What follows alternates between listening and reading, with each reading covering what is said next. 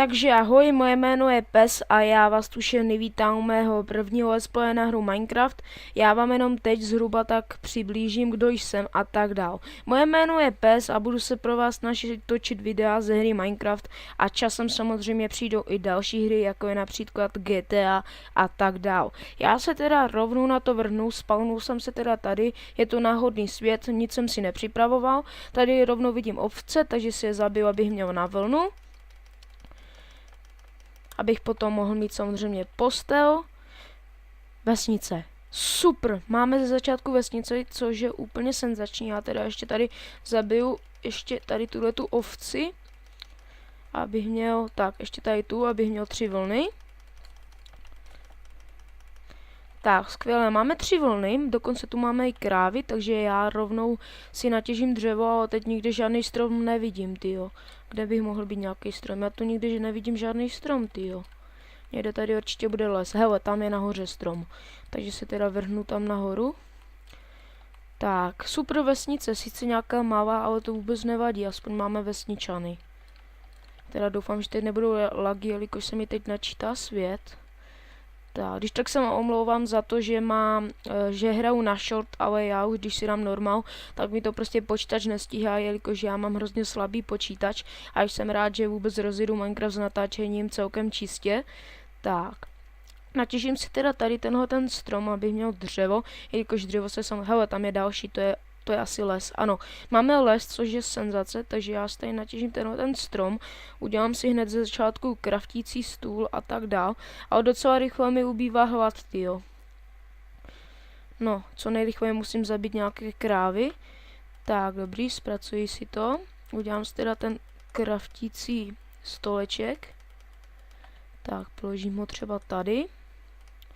Udělám si 8 tyček a udělám si meč dřevěný a dřevěný krumpáč, abych si potom mohl natěžit cobblestone.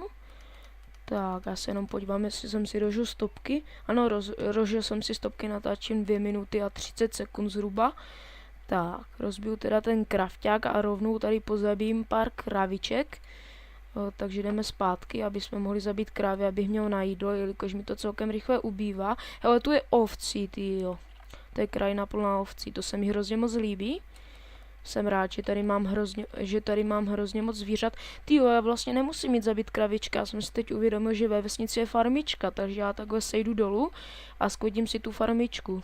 To bude asi pravděpodobně mrkev nebo brambory, že? Takže teda jdeme do naší vesničky, kterou jsem teď objevil. To jsou brambory, jo? Jo, to jsou brambory. Takže si to rovnou sklidím. Tak, dobrý, máme 30 brambor. 33 brambor, já tu nějaké brambory zasadím. Tak. A najím se trošku. Tady nám pobíhá vesničan. Tak, sice to dobí jenom za jedno, ale já si teď uvědomuji, že bych to mohl vypéct. Takže rychle někde seženu cobblestone, já si ne, vesničku rabovat nebudu. Já si tady někde zakopu do země. Třeba tady, abych si mohl natěžit nějaký cobblestone. Jo, dobré, cobblestone, nebo lépe stone, já si z toho udělám oulak, dobré. Takže si teda natěžím tady pár cobblestoneů. Já myslím, že tak zhruba 20 by mohlo stačit, takže si tady natěžím teda pár koblů.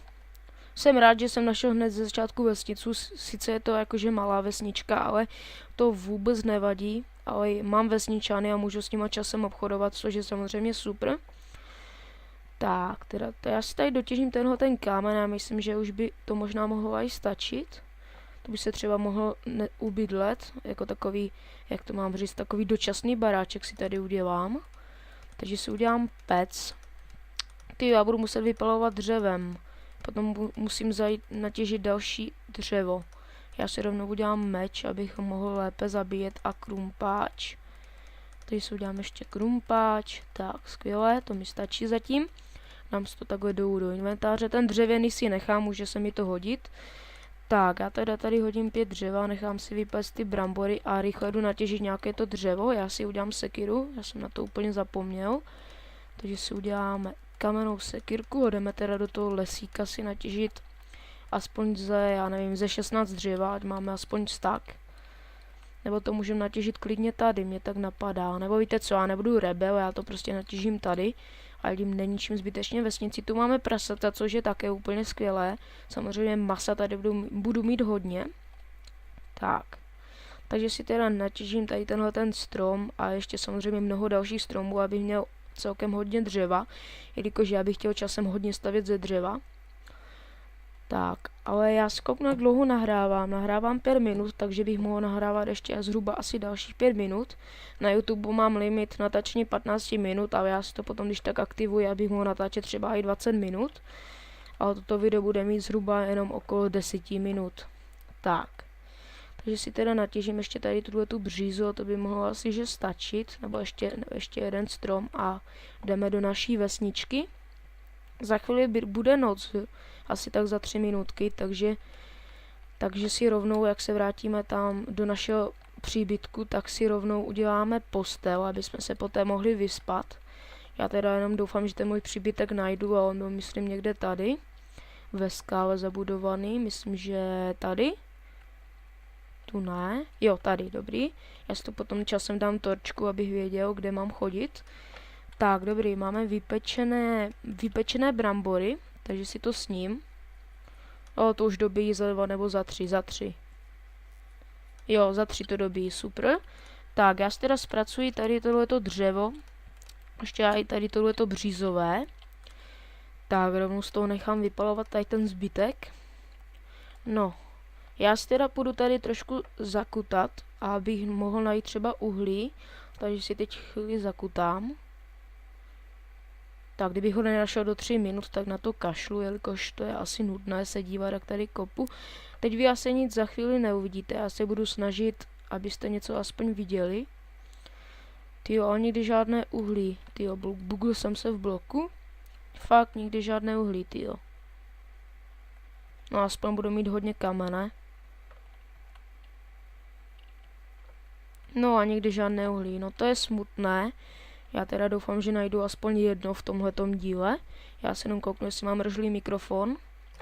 Ano, mám rožlý mikrofon, dobrý.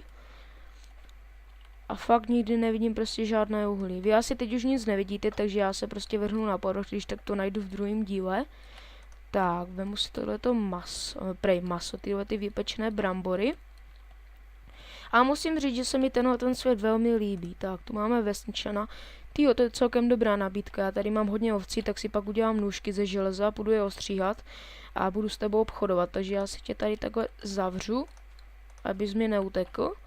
Radši takhle proti zombíkům a tak. Takže si ti tu zavřu a potom, jak budu mít nůžky, tak ostříhám všechny tady tyhle ty ovce a budu mít spoustu emeraldů. Bydlí tu více vesničanů. Bych se mohl třeba ubydlit tady v tomhletom baráku, mě tak jakože napadá. Bydlí tu někdo? Jo, jste tady na zahrádce, ahoj. 1 emerald, 8 jablek a ty máš za 3 emeraldy botičky. OK, já už se stmívá, já jsem si zapomněl udělat tu postel, takže se rychle vrhnu do mého dočasného domova, abych si teda udělal postel. Takže rychle. Jo, mám vlnu v inventáři, já jsem slepej, tyjo. Dělám si rychle postel. Tak, dobrý. A položím mi třeba, já nevím, třeba tady takhle. Rychle se vyspím. Ať už máme ráno, já už bych to teda za chvíli ukončil. Už nahrávám 9 minutek zhruba asi. Takže teda OK, já se na vás budu těšit u dalšího videa. V dalším videu už se pravděpodobně možná i ubydlíme v nějakém jinčím baráčku, anebo půjdeme prostě kutat uhlí, ještě nevím. Takže já bych se s vámi rozloučil, doufám, že se vám video líbilo, když tak ano, kdyby ano, tak dejte like, no a u dalšího videa zatím, ahoj.